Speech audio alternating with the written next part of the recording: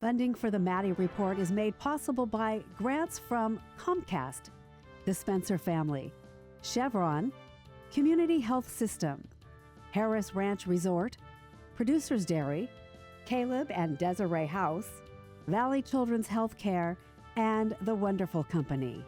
Additional support provided by from the Maddy Institute, the Public Policy Institute for the Valley's public universities. This is the Maddy Report with Executive Director of the Maddy Institute, Blake Zante. Welcome to the Maddy Report. Today we're joined by Mayor of Fresno, Jerry Dyer, and we'll be talking about current issues and what we can expect moving forward for the city of Fresno.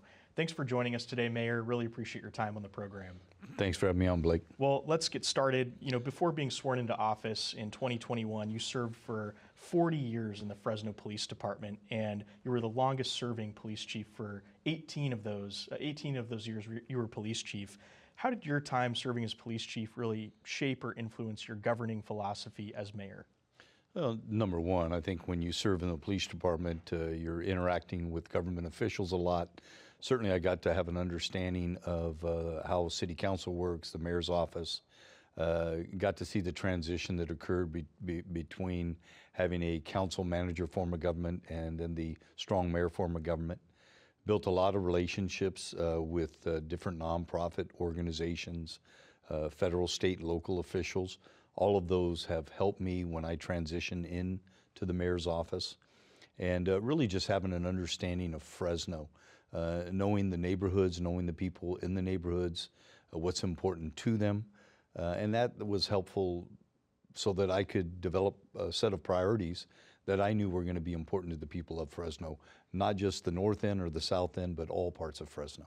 Now let's talk about those priorities. You were reelected with over 80% of the vote in your second term in 2024. What are your accomplishments during your first term, and then what are some of your priorities that you want to accomplish as you look to the end of your tenure as mayor? Sure. Well, everything that I do, I really try to stay focused on our vision that we have for Fresno. And that is to have an inclusive, prosperous, beautiful city where people take pride in their neighborhood and their community, to have a government that listens, keeps its promises, and is owned by the people. And so the priorities are built based on that vision.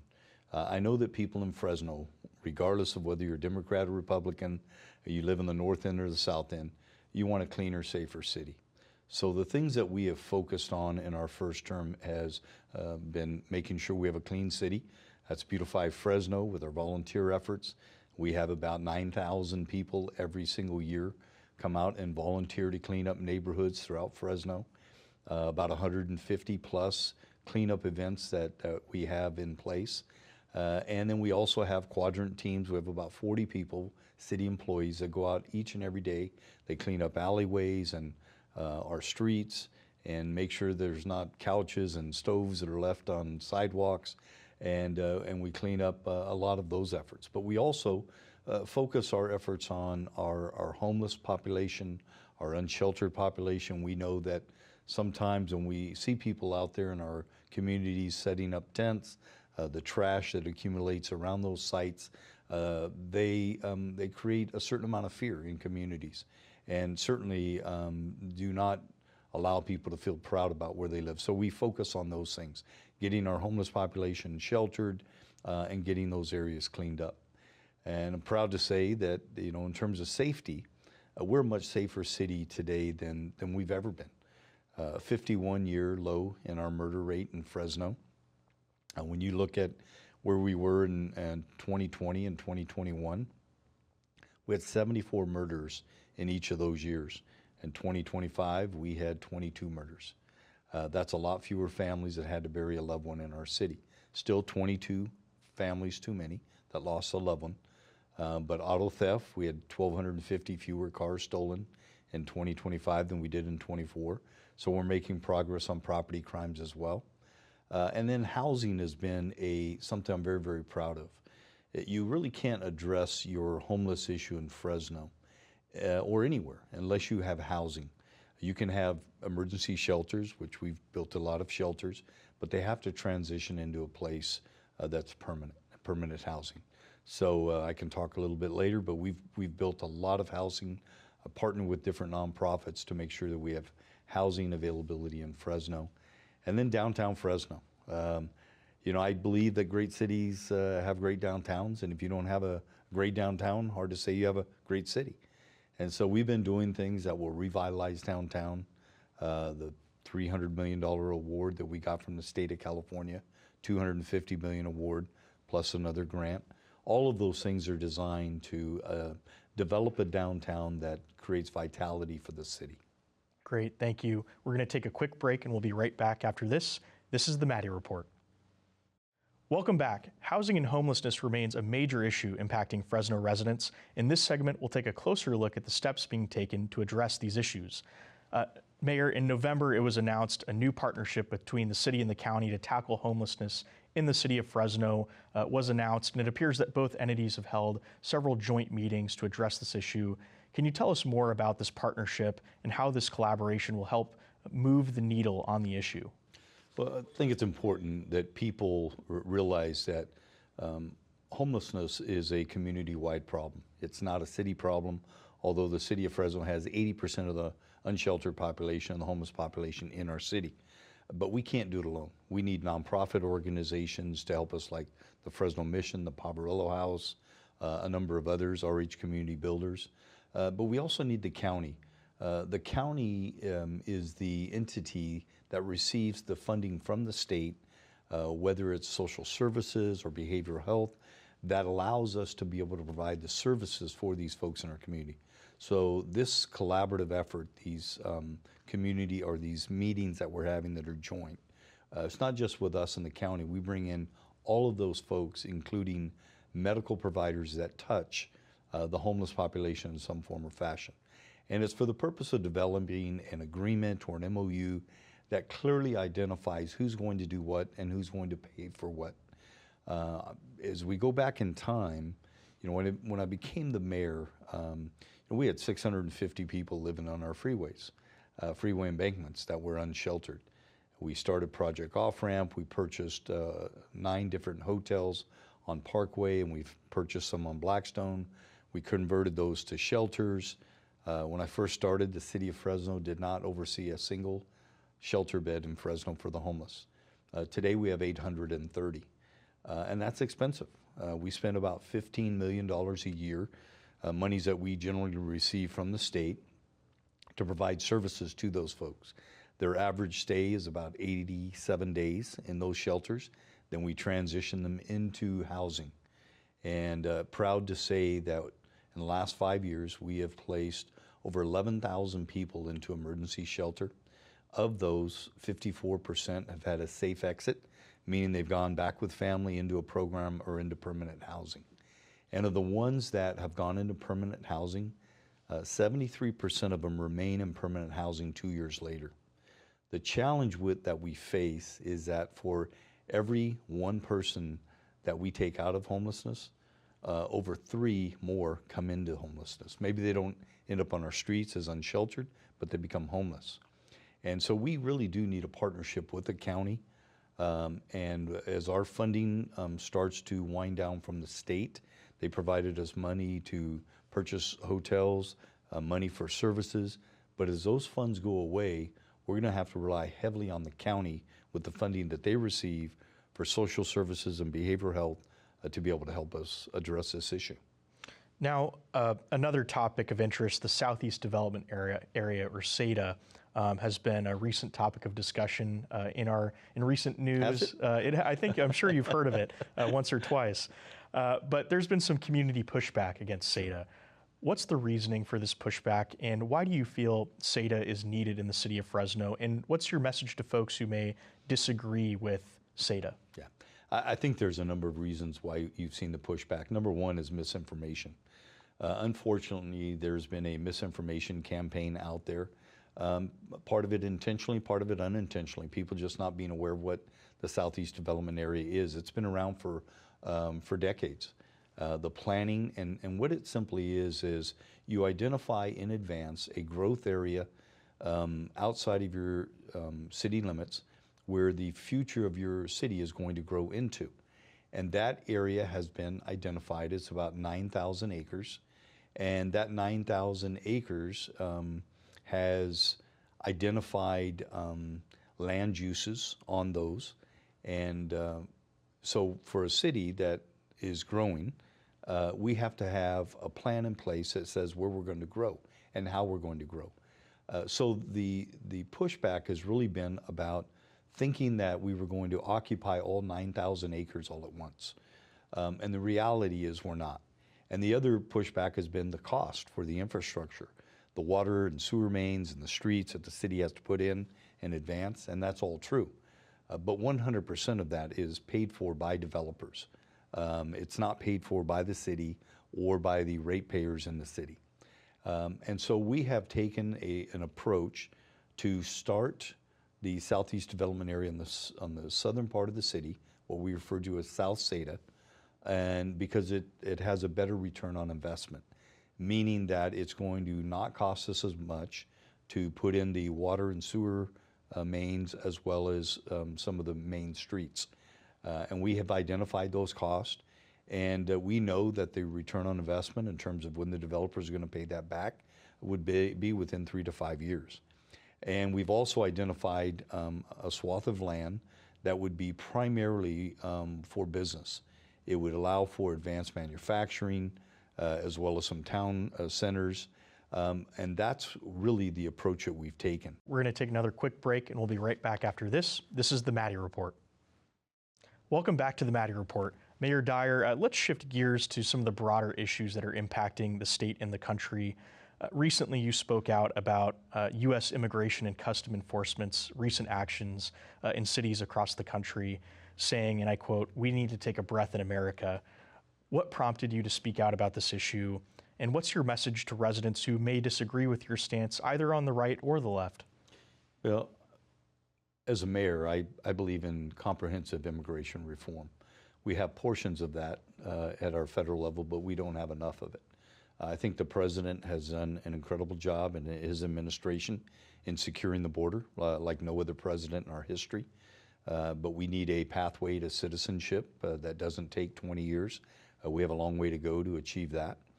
And then the enforcement of immigration laws within the interior, within our cities. I think we have a lot of room for improvement.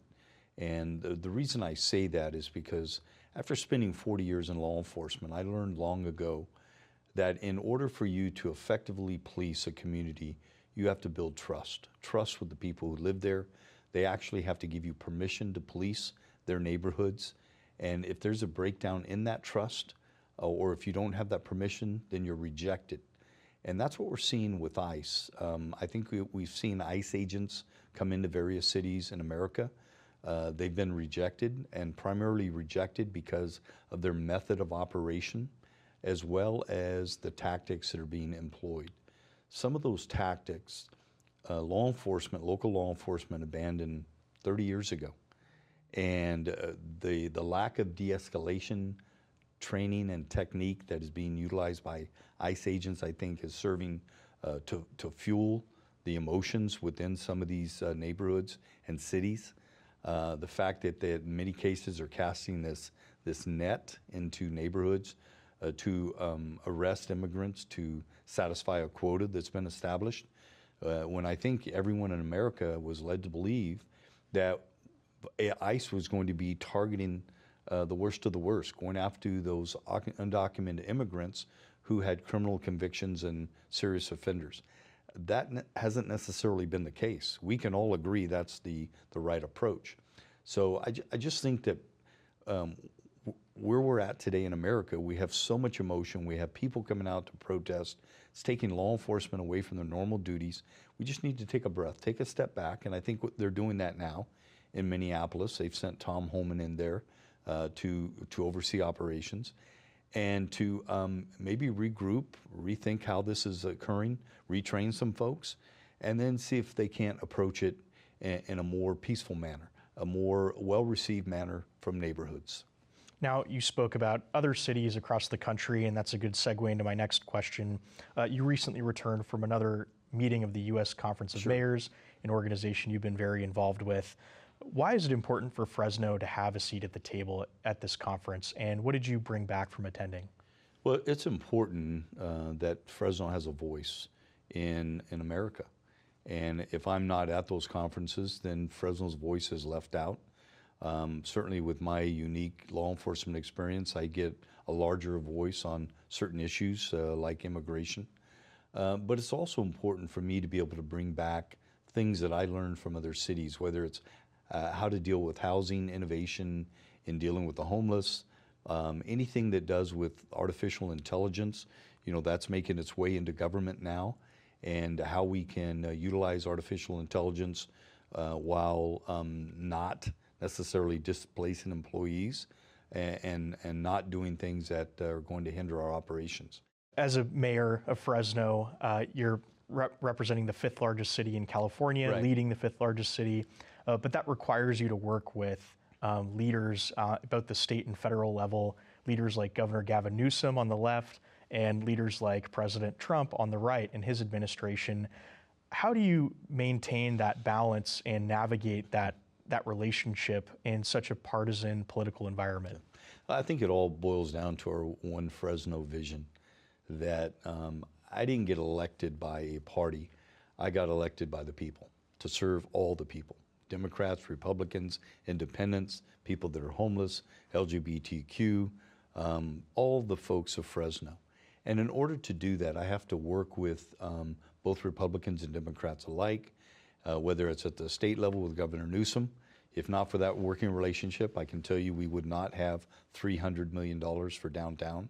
We would not have brought in several $100 million to purchase hotels for shelter, or the money that we generate every single year from the state to service the homeless.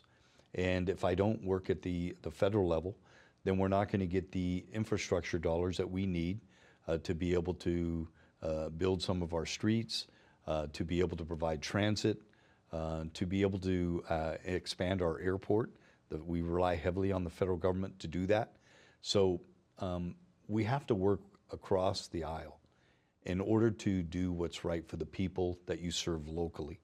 I think as a nation and as a state, we have become too bipartisan, or too partisan rather, and we need to set aside party lines when it's for the good of the people. Thank you, Mayor. We'll be right back to wrap up our conversation with Fresno City Mayor Jerry Dyer.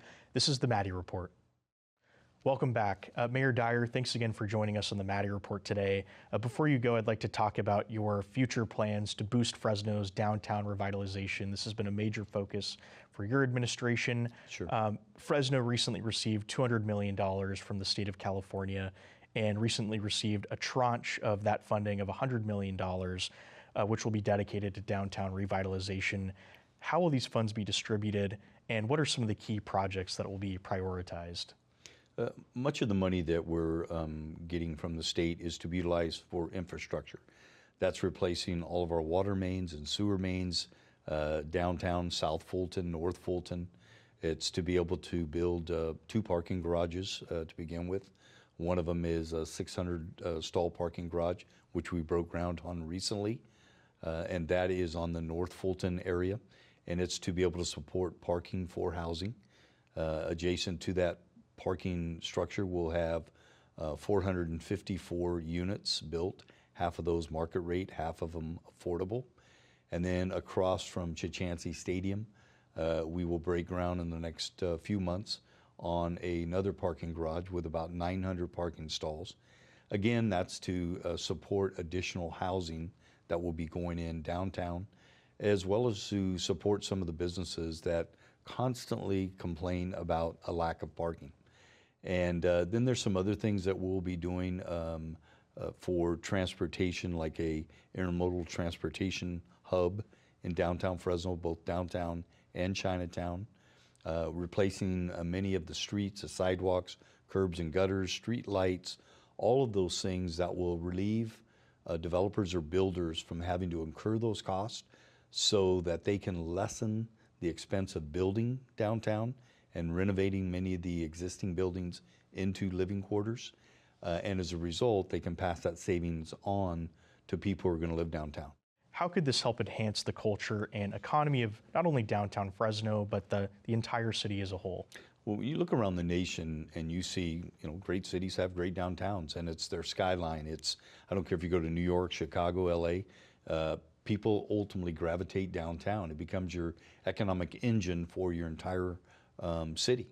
And if you don't have that downtown that's vibrant, where you have the nightlife, it's not going to attract people from other cities to come into your jurisdiction. The construction of a new soccer stadium and possibly bringing a professional soccer team to the city of Fresno, that was recently announced.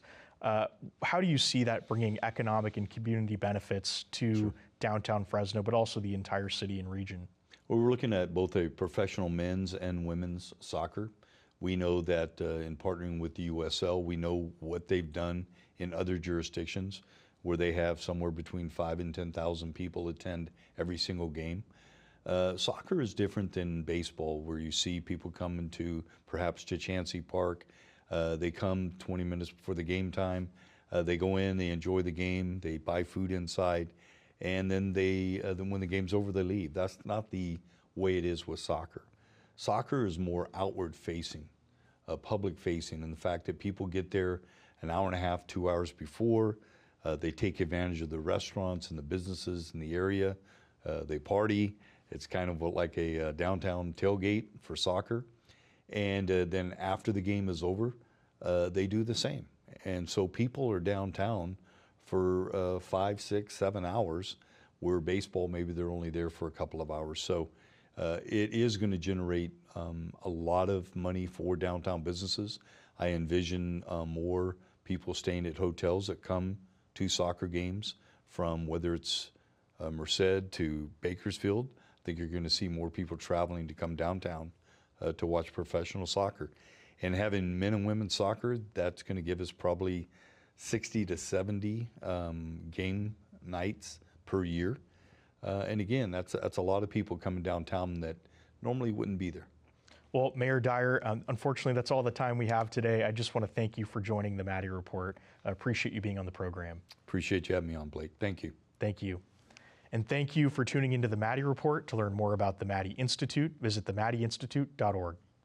The views expressed in the Maddy Report are those of the individuals participating in the program and do not necessarily reflect the views of the Maddy Institute. If you'd like to share your thoughts about today's episode of the Maddy Report, please visit our website at maddyinstitute.com.